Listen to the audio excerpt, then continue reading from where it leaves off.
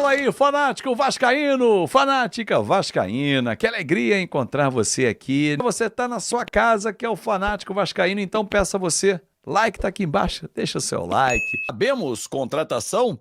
Em breve ela será anunciada. Temos venda? Em breve ela também será anunciada e nós vamos falar sobre isso aqui no nosso canal. Vamos lá. Em relação, já vou logo matando o assunto Ryan, tá, gente? Tem muita gente perguntando aqui sobre o Ryan, o que há de verdade sobre a venda do Ryan.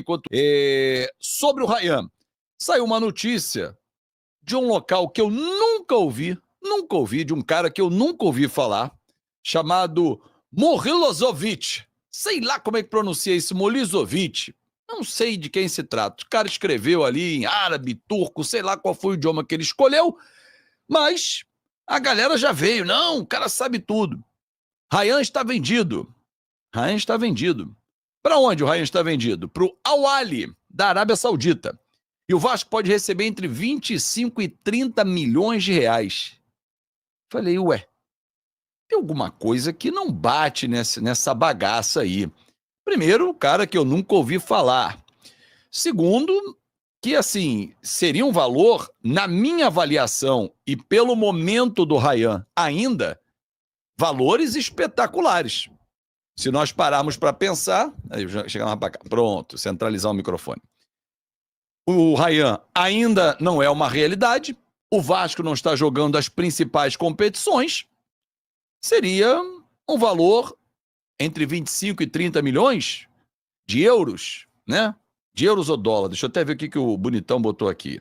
Quer ver? Ele botou dólar ou euro. De euros. Então, 30 vezes 6, 180. Arredondando, né? Até um pouco mais, dá 185, né? Que o euro é 6,3. Cara, numa boa. Alguém levou a sério? Não, reais esquece, Marcelo Toé. Não. Eu digo de euros. Numa boa. 180 e poucos milhões, quase 190. Seria fantástico. Bom, por dúvida das vias, eu fui a quem resolve o pagode, né? Um integrante da diretoria do Vasco. Não consegui falar com o Pedrinho, mandei mensagem, ele não me respondeu, deve estar em reuniões, enfim. E aí fui abordar alguns que conhecem do riscado. E a primeira resposta, eu disparei para 3, 4 pessoas, né? Primeira resposta que veio, por enquanto a única. Perguntei, isso aqui é verdadeiro e tal, a pessoa, fake. Se alguém de dentro do Vasco, que está por dentro das negociações, indica que é fake, como é que a gente vai dar crédito a um suposto jornalista? Eu não conheço, não estou diminuindo, mas eu não conheço, né?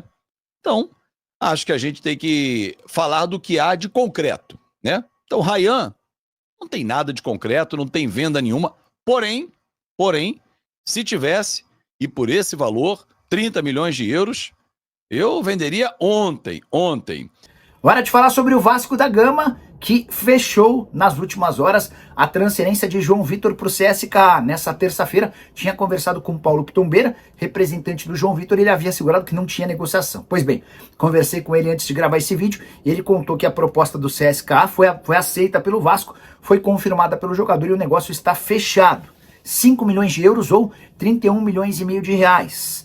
O Vasco ainda mantém 25% do valor de uma venda futura e deixa de bancar cerca de 1 milhão de euros que seriam pagos como bônus se o Vasco se mantivesse na primeira divisão. Só para lembrar, quando o João Vitor foi comprado pelo Vasco, Cruz Maltino pagou 6 milhões de euros fixos e combinou que pagaria bônus de 1 milhão de euros por ano toda vez que se mantivesse na primeira divisão. No ano passado, já foi obrigado a pagar esse 1 milhão de euros de bônus. Se o Vasco escapasse do rebaixamento desse ano, teria de mais 1 milhão de euros de bônus para pagar, até para se livrar disso e também do alto salário do João Vitor. O negócio foi fechado, o atleta embarca nas próximas horas rumo à Rússia para assinar contrato depois de passar por exames médicos.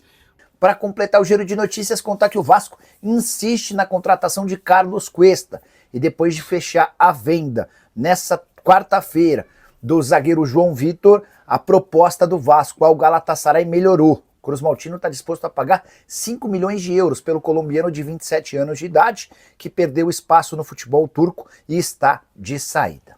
E a CBF confirmou, né, o Vasco jogando com o Botafogo por conta dessa liberação do BEP às 9h30 da noite, no dia 27 de agosto, que é uma quarta-feira, e numa quinta-feira, dia 11 de setembro, o jogo Botafogo e Vasco, Newton Santos, também às 9h30 da noite. O Fluminense, nesse jogo de volta, ele joga na quarta, no dia anterior, no Maracanã, às 7 da noite. Mas o fato é que o Vasco não abriu mão de jogar em São Januário. Cara, ontem conversando com alguns amigos, até um grande amigo meu agente, né, o Bernardo German, e o próprio Rei Krause, ele estava no grupo lá do nosso Na Conta KTO, batendo papo, e falou, pô, Fabinho, mas o Vasco vai jogar em São Januário, vai abrir mão de jogar no Maracanã, ter a receita de bilheteria, de bares, de estacionamento, enfim, tudo que envolve um espetáculo, né, as lojas e tudo. E eu falei para ele, B, o problema é o seguinte, vamos fazer uma conta.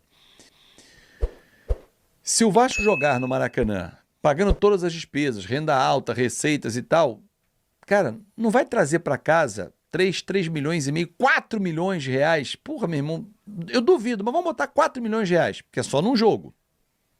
Se o Botafogo mantivesse o da volta para o Maracanã, ou o Newton Santos, é dele a renda. Ah, mas divide.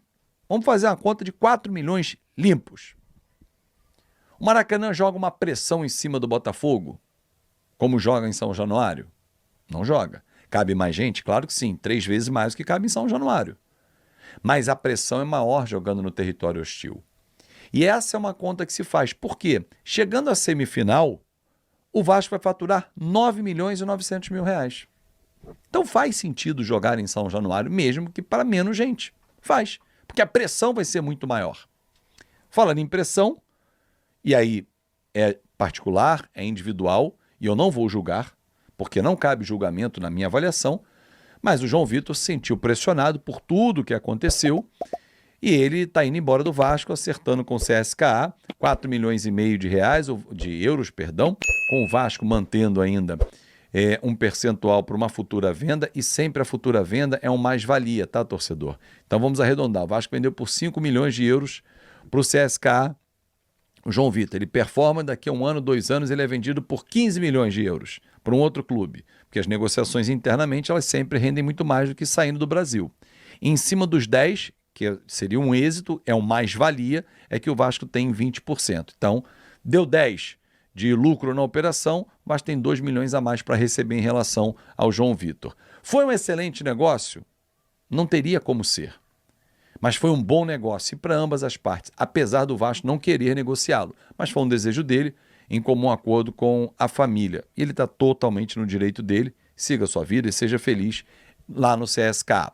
O Vasco está trazendo o Carlos Cuesta, né, o zagueiro colombiano, para a vaga do João Vitor.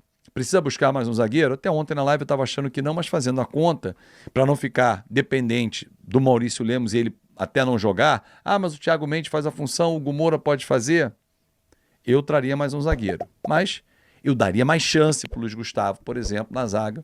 Vamos ver se o Fernando Diniz vai fazer isso. O João Vitor já não joga domingo, né? Se a operação fechar hoje ou no máximo amanhã, não tem nenhum sentido. O Barros, que ontem foi regularizado no BID, está no BID da CBF, vai viajar com a delegação, vai ser relacionado, o que não faz nenhum sentido ele não ser, porque pediu tanto para que ele viesse. Acho que perdem espaço e vão buscar novos caminhos, Esforça e Matheus Carvalho, Cocão. Esses 2 jogadores perderam totalmente espaço com a volta do Barros e com a chegada do Thiago Mendes. Thiago Mendes, Jair, Barros, Paulinho, Esforça, Cocão, é muita gente para 2 funções. Hugo Moura, Tietê, esquece. Então, Hugo Moura, Tietê titulares. Thiago Mendes, Jair e Barros, aqueles caras vão ser utilizados sempre. Para que Esforça e Matheus Carvalho? Tem que vender. E as propostas vão chegar e o Vasco não vai se opor. E que eles sejam felizes. Acho até que o Esforça foi subaproveitado no Vasco. Esse garoto tem potencial, mas vida que segue. Torcedor, tem novidade pintando aí. Até anotei aqui. A SPE já está constituída, Azevedo. O que é a SPE? Eu explico. Sociedade de Propósito Específico. É uma sociedade formada com um objetivo específico: receber os recursos e gerir os mesmos durante a reforma de São Januário. Tinha gente falando bobagem por aí.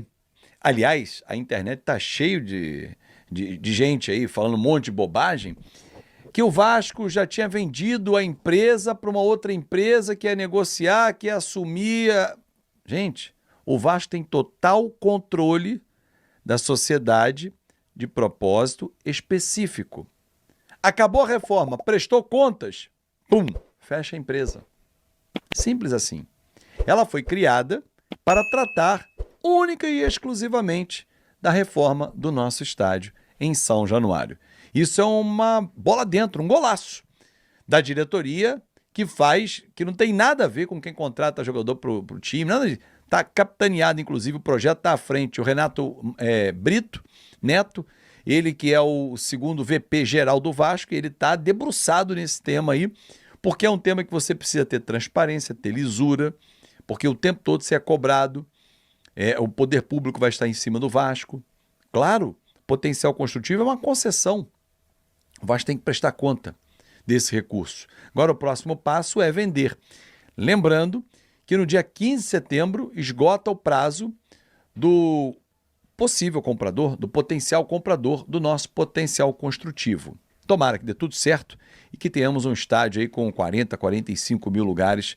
Vai ser fantástico, fantástico. O torcedor merece um estádio lindo como o de São Januário. E aí pessoal, beleza? Não se esqueçam de se inscrever no canal, deixar o seu like e ativar o sininho das notificações. Um forte abraço e até o próximo vídeo com mais notícias sobre o Vasco da Gama. Tamo junto, galera.